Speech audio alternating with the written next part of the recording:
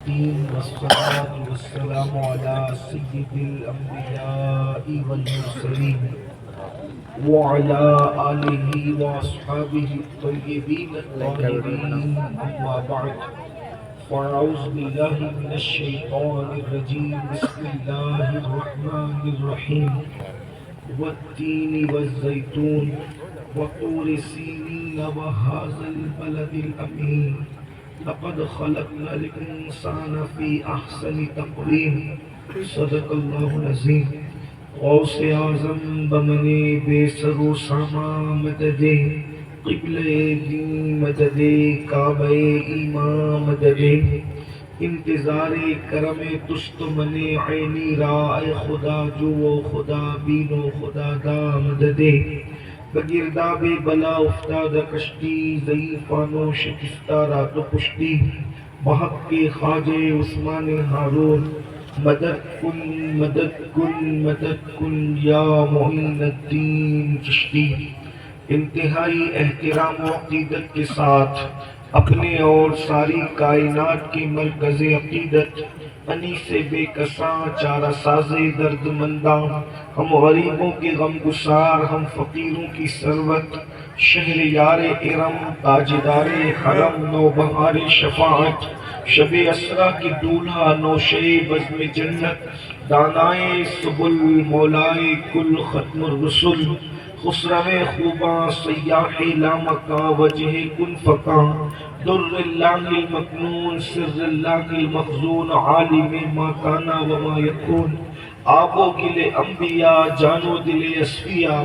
مطلع ہر سعادت مقطع ہر سیادت خلاصہ کائنات فخر موجودات حضور مد مجتبی محمد مصطفیٰ ارواحنا فدا صلی اللہ تعالی علیہ وآلہ وصحبہ وبارک وسلم کی بارگاہ بے کس پناہ میں جس طریقے سے پڑھاؤں بلند آواز سے میرے ساتھ مل کر پڑھیں الصلاة والسلام علیک یا رسول اللہ الصلاة والسلام علیک یا رسول اللہ الصلاة والسلام علیک یا نبی اللہ الصلاة والسلام علیک یا نبی اللہ الصلاة والسلام علیک یا حبیب اللہ الصلاة والسلام علیک یا حبیب اللہ وعلى آلک واصحابک یا نور اللہ وعلى آلک واصحابک یا نور صلی اللہ اللہ تعالی علیہ وسلم صلی اللہ تعالی علیہ وسلم۔ ہم خاک ہیں اور خاک ہی ماوا ہے ہمارا، ہم خاک ہے اور خاک ہی ماوا ہے ہمارا، خاکی تو وہ آدم جد اعلیٰ ہے ہمارا، خاکی تو وہ آدم جد اعلیٰ ہے ہمارا، ہم خاک اڑائیں گے اگر خاک نہ پائی، جس خاک میں مدفوع شہ والا ہے ہمارا، اس نے لقب خاک شہنشاہ سے پایا، جو حیدر کرار کے مولا ہے ہمارا۔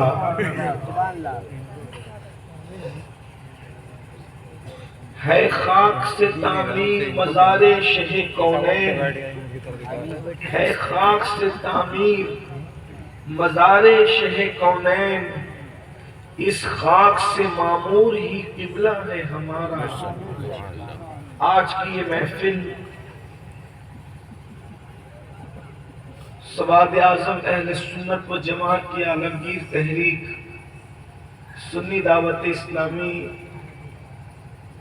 کی عظیم الشان روح پرور سنی اجتماع کے حوالے سے منعقد ہے، اور اس محفل کا مقصد عقائد اور اعمال کی اصلاح ہے۔ مجھے یہ بتایا گیا تھا کہ 2 بجے محفل ختم ہونی ہے اور 1:35 ہو رہے ہیں۔ بہرحال تو بہت زیادہ وقت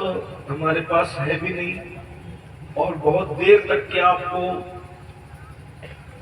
امتحان میں نہیں رکھا جائے گا۔ کوئی لمبی چوڑی تمہید کی بجائے میں سیدھے گفتگو کا آغاز کرتا ہوں، کیونکہ مجھ سے پیشتر آپ نے بہت سارے علماء اور خطبہ کو سنا، اور بالخصوص مجھ سے پیشتر برادر گرامی قدر حضرت مولانا صادق رضوی صاحب کا خطاب بھی آپ نے سن لیا ہے تھوڑی دیر کے لیے کہ ہمارا مذہب جو ہے مذہب اسلام، اس مذہب کی خوبصورتی یہ ہے، سب سے پہلی بات یہ کہ یہ مذہب واحد یہ مذہب ہے جو توہین کا نہیں صرف تعظیم کا مذہب ہے۔ ہمارے مذہب کا یہ حسن ہے کہ اس مذہب کے اندر کسی کی توہین کی اجازت نہیں، اور جو توہین کرے وہ مذہب والا نہیں ہو سکتا۔ ہمارا مذہب تعظیم والا مذہب ہے، ہمارے مذہب میں کسی کی بے ادبی کی اجازت نہیں ہے، ہمارا مذہب ادب ہے، تعظیم کا حکم دیتا ہے،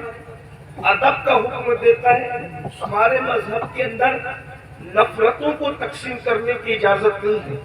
ہمارا مذہب محبتیں تقسیم کرتا ہے اور محبتیں تقسیم کرنے کا حکم دیتا ہے۔ ہمارے نبی صلی اللہ علیہ وآلہ وسلم پیغمبر امن بن کر تشریف لائے، پیغمبر محبت بن کر تشریف لائے۔ اللہ کے رسول علیہ السلام نے اس سکتی ہوئی انسانیت کے ساتھ محبت کا درس دیا، پیار کا درس دیا۔ ایک طویل عرصہ ہوا ہم درس محبت بھول گئے، ہم درس تعظیم بھول گئے، ہم درس احترام بھول گئے۔ آج اس امت کا حال یہ ہو گیا کہ ایک انسان دوسرے انسان کے ساتھ نفرت کر رہا ہے، ایک انسان دوسرے انسان کے ساتھ لڑ رہا ہے، ایک انسان دوسرے انسان کے ساتھ جو ہے وہ بغض کینہ رکھ رہا ہے، ایک انسان دوسرے انسان کا برا چاہ رہا ہے، ایک انسان دوسرے انسان کے ساتھ نفرتوں کی باتیں کر رہا ہے۔ نفرتوں کے اس ماحول کے اندر آؤ اپنے نبی کے اس محبت والے درس سے انسانیت کے سبق کو جو ہم بھول چکے ہیں اس کی یادوں کو تازہ کریں۔ یاد رکھنا، انسانیت کا اگر صحیح تصور کسی نے پیش کیا ہے تو وہ صرف اور صرف مذہب اسلام ہے، اس لیے کہ دنیا تو یہ کہتی ہے کہ انسان پہلے بندر تھا اور بندر کے بعد انسان ترقی کرتے کرتے انسان ہو گیا۔ بندروں سے پیدا ہونے والے ایک عجوبے کو انسان کہتے ہیں۔ یہ دنیا کہہ رہی ہے جنہیں اپنے علم پر ناز ہے، جنہیں اپنے علم پر گھمنڈ ہے، جنہیں اپنی تحقیق پر گھمنڈ ہے، وہ انسان کی کتنی توہین کر رہے ہیں، انسانیت کی کتنی توہین کر رہے ہیں کہ انسان بندروں سے پیدا ہونے والے ایک عجوبے کا نام ہے۔ لیکن یہ میرا مذہب ہے اور صرف میرا مذہب ہے جو یہ کہتا ہے انسان بندروں سے پیدا ہونے والے عجوبے کا نام نہیں ہے، بلکہ جو سب سے پہلا انسان ہے وہ اتنا خوبصورت تھا کہ دنیا جسے حضرت آدم کہتی ہے، اور آدم کے سامنے سارے فرشتوں نے اپنے سر کو جھکا دیا۔ دنیا کے سامنے انسان وہ ہے جو بندروں سے پیدا ہوتا ہے، اور اسلام کے نزدیک انسان وہ ہے جس کو قدرت اپنے ہاتھوں سے پیدا کرتی ہے، دست قدرت سے پیدا کرتی ہے۔ فرشتے اس کو سجدہ کرتے ہیں، فرشتے اس کو تعظیم کر دیتے ہیں۔ اندازہ فرمائے، اور اقبال کہتے ہیں بدل ڈالا ہے اب تو اندازے بیاں ہم نے، بدل ڈالا ہے اب تو اندازے بیاں ہم نے، نہیں تو بند کر دی تھی فرشتوں کی زبان ہم نے۔ اللہ اکبر، دنیا کا پہلا انسان اتنا عظیم ہے جس کے سامنے فرشتوں کی زبانیں بند ہو گئی تھی۔ اللہ اکبر میرے بھائیوں، اللہ اکبر۔ آج ایک بھائی دوسرے بھائی کا جو ہے وہ سہارا بننے کی بجائے اس کو نقصان پہنچا رہا ہے۔ آئیے ہمارے مذہب میں سب سے پہلا درس یہ ہے کہ انسان کا احترام کرے، انسان کی تعظیم کرے، انسان سے محبت کرے۔ کیوں؟ اس لیے کہ انسان مشتق ہے انس سے۔ اللہ تعالیٰ نے جب کسی کا نام رکھا نا تو نام کے پیچھے کوئی نہ کوئی وجہ تسمیہ تھا، یعنی اس نام رکھنے کی کوئی نہ کوئی وجہ تھی۔ انسان کس سے مشتق ہے؟ انس سے، اور انس کا مطلب ہوتا ہے محبت، یعنی انسان کی فطرت میں محبت ہے، اور جس انسان کے اندر محبت نہیں ہے وہ انسان نہیں۔ ابھی مسلمان ہونا تو بہت بڑی ڈگری ہے، ابھی پہلے انسانیت کی ہم بات کریں۔ اللہ کے رسول علیہ السلام کس طریقے سے انسانیت کا درس دیتے ہیں. آج کی میری گفتگو کا عنوان ہوگا اسلام میں درس انسانیت. انسان کیا ہے اسی پر آج تھوڑی سی گفتگو سن لیں. انسان کا حسن بیان کرنے کے لیے قدرت نے چار قسمیں اٹھائی. دیکھو انسان کتنا خوبصورت ہے. کوئی انسان بدصورت ہے ہی نہیں. پہلی بات آپ کو بات اگر سمجھ میں آتی تو بہت غور کرنا اس پر. دنیا کا کوئی انسان افریقی ہو یا سودانی ہو کوئی بدصورت نہیں ہے. اس کی وجہ یہ ہے کیونکہ انسان کو جس شکل میں قدرت نے بنایا ہے 18,000 مخلوق میں اتنی خوبصورت مخلوق کوئی ہے ہی نہیں. کیونکہ قدرت چار قسمیں اٹھاتی ہے اور کہتی ہے والتین والزیتون وطور سینین وہذا البلد الامین. اگر اس کا تفسیری ترجمہ پڑھا جائے تو اس کا تفسیری ترجمہ یا آیات کی ترجمانی یہ ہوگی کہ ولادت گاہ ابراہیم کی قسم، ولادت گاہ موسیٰ کی قسم، ولادت گاہ عیسیٰ کی قسم، ولادت گاہ محمد الرسول اللہ کی قسم، ہم نے انسان کو خوبصورت پیدا فرمایا. ہم نے انسان کو اچھی شکل میں پیدا فرمایا ہے. اس لیے کوئی انسان بدصورت نہیں، سب خوبصورت ہے. اس لیے کہ اگر آپ چڑیا کی شکل دیکھیں پھر انسان کو دیکھیں، اگر آپ کوے کی شکل دیکھیں پھر انسان کو دیکھیں، اگر آپ اللہ اکبر چاند کی حقیقت کو دیکھیں اور انسان کو دیکھیں. جس دن لوگ چاند کی حقیقت کو سمجھ جائیں گے کبھی محبوب کے چہرے کو چاند سے تشبیہ دینا بھول جائیں گے. اس لیے کہ چاند دور سے خوبصورت دکھتا ہے. قریب جا کر کے دیکھنے والوں سے پوچھو کہ اس میں گڈھے کتنے ہیں، اس میں زمین کی حالات اور مٹی کی کیفیت کیا ہے. لیکن یہ حضرت انسان ہے، انسان جس کو کائنات اصغر کہا ہے صوفیہ نے. انسان کے دل کو، مومن کے دل کو اللہ کا عرش کہا گیا ہے. یہ اللہ کا عرش ہے مومن کا دل. اور فرمایا اللہ اکبر کی یہ کائنات اصغر ہے. کسی کہنے والے نے کہا ہے اگر گھٹے تو فقط مشت خاک ہے انسان، اگر گھٹے تو فقط مشت خاک ہے انسان، اور بڑے تو وسعت کونین میں سما نہ سکے. انسان کی یہ شان ہے. انسان اللہ کے رازوں میں سے ایک راز ہے. انسان اللہ کا خلیفہ ہے. اسی لیے اللہ کے رسول علیہ السلام نے انسانیت کا جو ہمیں درس دیا ہے، پوری دنیا جو نفرتوں کی بولی بول رہی ہے، اس نفرتوں کے ماحول میں ہمیں محبت کا وہ پیغام جو ہمارے آقا نے پیش فرمایا تھا، اس کی طرف تھوڑی اسٹڈی کرنا ہے. آئیے میں شروع کروں. درس انسانیت حضور نے کس طرح دیا. اللہ کے رسول صلی اللہ علیہ وسلم ایک جگہ اپنے اصحاب کے ساتھ تشریف فرما ہے. اللہ کے رسول علیہ السلام کی جلوہ گری ہے. حضور علیہ السلام پہلی بات تو آپ جتنے بیٹھے یہاں سب اجتماع میں آنے والے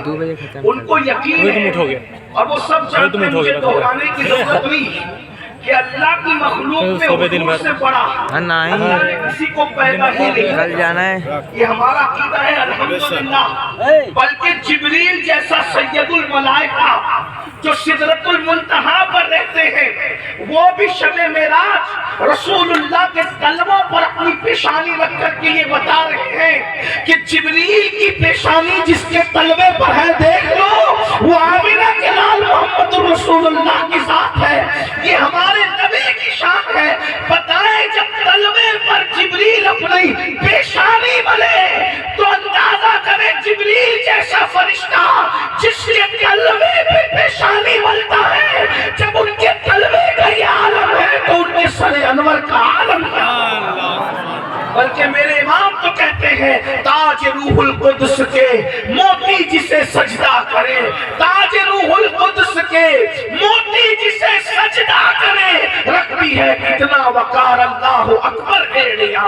رکھتی ہے کتنا وقار اللہ اکبر ایڑیاں یہ مصطفیٰ جان رحمت کی شان ہے اب ذرا دل کے کاموں سے سننا اللہ اکبر نفرتوں کے دور میں اگر ہم بھی نفرتوں کی بولی بولنے لگے تو یاد رکھیے کسی بہت بڑے مفکر نے کہا تھا جب گندگی پڑی ہو تو گندگی کے پاس بڑی گندگی لا کر رکھنے سے گندگی صاف نہیں ہوتی بلکہ گندگی اور بڑھ جاتی ہے گندگی سے صاف نہیں ہوتی گندگی صاف پانی سے صاف ہوتی ہے آپ گندگی پڑی اور پانی بہا دیں تو گندگی صاف ہو جائے گی اب یہ آپ کو سوچنا ہے کہ میں نے گندگی بننا ہے یا پانی بننا ہے ہمیں گندگی نہیں بننا گندگی کے مقابلے میں ہمیں گندگی کے مقابلے میں پانی کا رول ادا کرنا ہے اگر کوئی دوست ہمیں گالی دے رہا ہے تو ہمیں گالی کے مقابلے میں گالی نہیں دینا آج رسول اللہ کا درس انسانیت سنیں اللہ کے حبیب علیہ السلام اپنے اصحاب کے ساتھ جلوگر ہے